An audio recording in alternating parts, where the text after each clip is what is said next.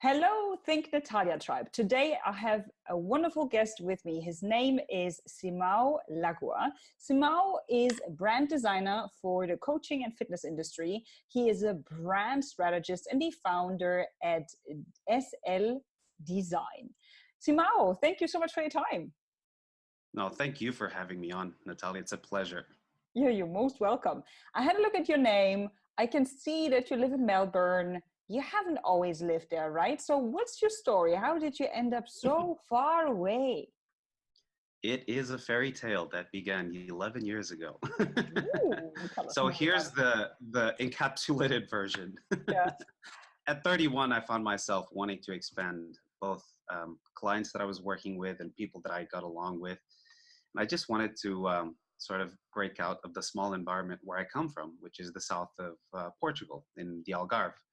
And it's a lovely place to visit if you're on holiday, but if you're not a tourist and you're a local, you quickly sort of run out of things to do. You hit the ceiling. And me, on the professional level especially, that happened to me, and that's what led me to look for opportunities abroad. And eventually I went to work with Vistaprint. We went through a selection period that had me go over there and visit for the recruiting process. So that turned out to be a fantastic experience. And I spent the next 5.5 years in Barcelona, which for those of you who are designers or creative-based people, you'll understand that that city is absolutely magic for anybody with a creative wire in their bodies. So that was the halfway part. And after doing really well for Vistaprint and having learned so much, because they're just really, really good at capturing talent. One day, I started getting the questions, what's next? Because I was sort of getting to that place of repetition. You work in a corporate environment and you quickly get to that point where things are stale and you need either to create your own projects or your parallel things, or you just start wondering what's next. And I did have my own parallel project, but I didn't know enough about business, how to create business, how to generate business, to take this on properly. And things just started piling up, and all of these whys, what's next, and all of these questions started prompting in my head, what is going to be the next step? So fast forward to Malaysia, in Kuala Lumpur, where I went to for 7 days for a spiritual business physical retreat. Okay. I met somebody who today is my wife, and that is the main reason why I ended up in Melbourne, because I was at the right time, at the right place in Kuala Lumpur. I met my wife, and like 2 months after we met in Malaysia, I was here visiting. And 6 months after that, I was moving in, and it's exactly 3 days away from 6 full years. Oh, that is the story. It's really a fairy tale. I love it. And it has a happy end. Oh. You would not believe the details. I'll save you 3 hours, because there's so many little things that we've gone through to arrive at today. But yeah, well, that's conversation for another day and a novel. Oh, okay, good. Reminder to myself. So that's how I ended up in Melbourne. Okay, thanks for sharing that. I loved it. And it again shows that life is a journey, and in the end, very often things do not happen or end in the way how you wanted them to end. But hey, maybe they will even end better and different. So have the courage to move and to change when something in you is telling you what's the next step, what can I do next.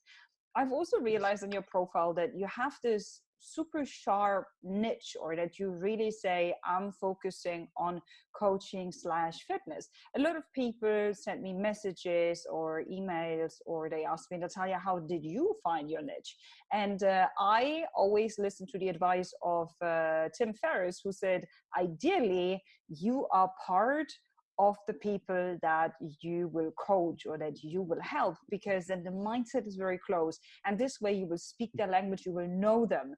Is that the same case for you? Like, how did you come up with that specific niche? How did you design it? How did you create it? Well, I'll sign under most things Tim Ferriss says, that being no exception. And again, it is true because I specialize in coaching, so speakers, coaches, and then the fitness side of life, really, because those are my two passions. And like Tim Ferriss said, I'm already close to those areas. Obviously, I have the mindset; they share the mindset. And the more I work with fitness and speakers and consultants, the more I notice the proximity in terms of mindset, in principles and values. So having grown playing sports all my life, I've always been in that environment. So I sort of think like people in that environment. Mm. And one of the things that actually led to me leaving Portugal and expanding my professional horizons and developing myself personally was coaching. So I started noticing that after a while, some coaches up on stage were not really doing their best selves. And I started noticing holes in the coaching industry.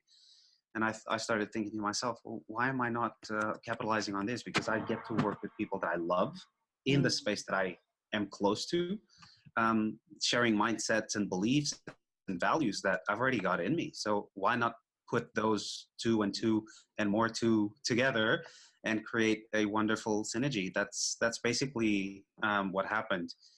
And after having gone through Vistaprint, I really focused on those two niches because obviously it's where things are at. It's niching down. It's not trying to serve a whole bunch of people, which was exactly what I did for 5.5 years, but Yeah. in a different structure. Obviously, Vistaprint serves the planet, and I was fortunate enough to have been given the opportunity to be exposed to 24 million customers.